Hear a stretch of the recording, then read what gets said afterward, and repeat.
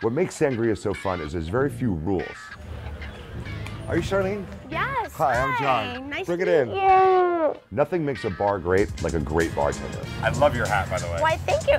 I actually brought you one of your own. You gotta No. have a fedora. Very nice. Shall we? Allow me. shall. One of the many things I love about this place is that you specialize in one of my favorite cocktails of all time, and that's sangria. Really? I've sampled the red, I sampled the white, and I was hoping that you would let me help you make a batch. Sure. You know, the main basis of sangria, the components are fruit, a little bit of sugar. We're gonna make a white sangria first, and we're also gonna put some pisco in there. Sure. And a little bit of Grand Marnier. Whether red or white, all sangria should have two things. A lot of fresh fruit and some really good wine. We're gonna start off with putting the fruit. We're gonna put oranges, we're gonna put some grapes, Okay. and a few strawberries. So what kind of wine are you using for the white sangria? We're using an Italian Pinot Grigio. Perfect. Cool, got some oranges in there. Then we're gonna put some sugar in, about a cup of it. Awesome. Definitely gonna put in the Grand Marnier. Sangria traditionally is brandy based. Grand Marnier is basically cognac macerated with orange and cane sugar. And it helps also with the citrus that's already in the fruit, so it blends even better. And that 80 proof alcohol will start to extract that fruit flavor. That's Exactly. good stuff. They're using pisco in their white sangria, which is unaged Peruvian brandy. Now, sangrias generally, you wanna have them sit for a day or two. Sure. I like to use the term they all have a chance to get married. Oh, So a nice light Pinot Grigio. very light, very refreshing. I'm a big fan of white wine myself. Nothing says home cooking like a good old wooden spoon, huh? I have orange juice. Okay. And I also have pineapple. And the pineapple will also blend well with the citrus, so it's, you Yeah. know, a little bit acid, a little bit sweet. Pineapple juice adds great texture too. Oh, That's yeah. something I love. I mean, that Mix it looks all killer, right? up. You don't really need precise measurements with this one. It's kind of something you could throw together at home. So you throw that in the fridge or the cocktail oven overnight. Let it sit for about 2 days, and it should be good. It's almost like I love white sangria for breakfast. That might be a personal problem, but it's great for lunch and daytime stuff. But when it gets, you know, when the sun starts to go down, I'm ready for some red sangria. Oh, and who isn't? I'm telling you. We are going to put Hennessy Oh, we're Black. going for some cognac. For the red sangria, they're using Hennessy Black. Also with the grandma, that also brings really good balance with the cognac. Yeah. We're gonna use a Cabernet Sauvignon. Okay. It's a lighter red wine. You don't wanna use a Merlot because it's too heavy. Am I doing this whole bottle? Whole bottle. You're awesome. We're gonna use some grapefruit juice, ruby red grapefruit. Beautiful. And orange. Of course. And then Mama's wooden spoon. And the wooden spoon for the extra loving touch.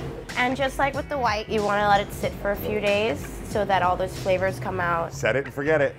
Yay. Shall we have a seat and enjoy these? Of course. Definitely. Cheers. Salud. It's impossible to have a bad time with a pitcher of sangria on your table. It just screams fun. Getting picked up by my good friend Paul Sevigny. He's bringing the 8-ounce car to bring me to a bar.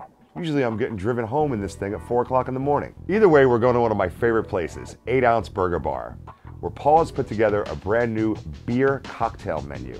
That's right, beer cocktails. What's better than beer? Beer with liquor in it. One of the things that makes this place great is that the cocktail program's designed to go with burgers. And what's better than beer, beer cocktails, and burgers? Hey man, it's good to finally catch up with you. It's been a while. It's always a pleasure, John. Always a pleasure. Yeah, man, I'm hearing great things. I know you're doing great work all over town, but today I want to come to 8-Ounce because I'm thirsty for some beer cocktails and I want to try a great burger. Welcome. Came to the right place, huh? I'm getting kind of thirsty and I would love to try one of your beer cocktails. Well, I think a Prima Lana is in order. Great. Paul's going to prepare the Prima Lotta. I love this cocktail. The base ingredient is the Prima Pilsner. This microbrew from Pennsylvania is unlike other Pilsners. It has an excellent hoppy quality to it. It's going to relate itself very well to cocktails. Particularly one of my favorite flavors in cocktails is ginger. It's going to complement that with Domaine de Canton ginger liqueur. This is a heavyweight champion liqueur. Only been on the scene for about 3 or 4 years, but man, did they get it. Ginger spice, heat, perfect amount of sweetness, beautiful in cocktails. Then he's going to go with some ginger beer. Now ginger beer is from Jamaica, but it has no alcohol in it. So it's basically a ginger soda or really spicy ginger ale. Now making beer cocktails is not easy. You really got to profile these flavors. What's great about this Pilsner is that hoppy finish that you'll get. And finish is a great quality in cocktails. Combined with the heat from the Domaine de Canton ginger liqueur and the punch of a ginger beer, this cocktail's a can't miss. Now making beer cocktails is not easy. Paul was smart enough to choose a beer with enough character that it's going to hold up against other flavors from the liqueurs. Unlike most Pilsners, this microbrew from Pennsylvania has some real hoppy finish to it. That's going to be a great quality in cocktails, especially when you infuse the ginger and that little bit of heat that's going to come at the end. This is a recipe for success. Delicious. This is making me really hungry for one of these burgers. That's money. Paul's got me excited. This guy's got talent. I want to see if I can satisfy him with one of my favorite beer cocktails, the Black Opal. See, I'm a Guinness man, or a stout drinker. In the wintertime in Ireland, they tend to put a little ounce of port in their Guinness over there. Kind of warms you up, gives that Guinness a little bit of a winter feel. I've taken that classic and adapted a little bit by adding a little bit of agave nectar and a little bit of Partida Reposado tequila. That's right, tequila and beer together at last. Not just in my stomach, but actually in this glass. And I shake it up. Yeah, I know what you're thinking. You're shaking Guinness? You're damn right I am. And this is the finished product. Dust it with a little cinnamon, a little nutmeg, and this bad boy can be served any time of year. So there it is, the Black Opal. This is like the mixologist's dream. I mean, think about it. You have wine, beer, and tequila all shaken together in one killer drink.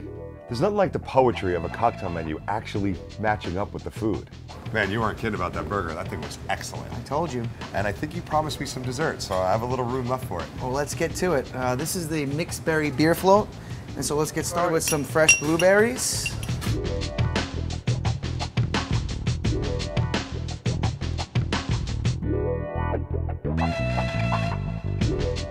Enjoy. I love the way the beer is playing with that fruit, and that Grand Marnier just ties it all together.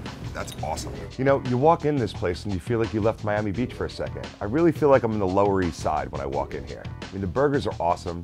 The service is on point. I really appreciate what they're doing here. I'm glad 8 Ounce has come to our neighborhood. For more, go to thebeachchannel.tv.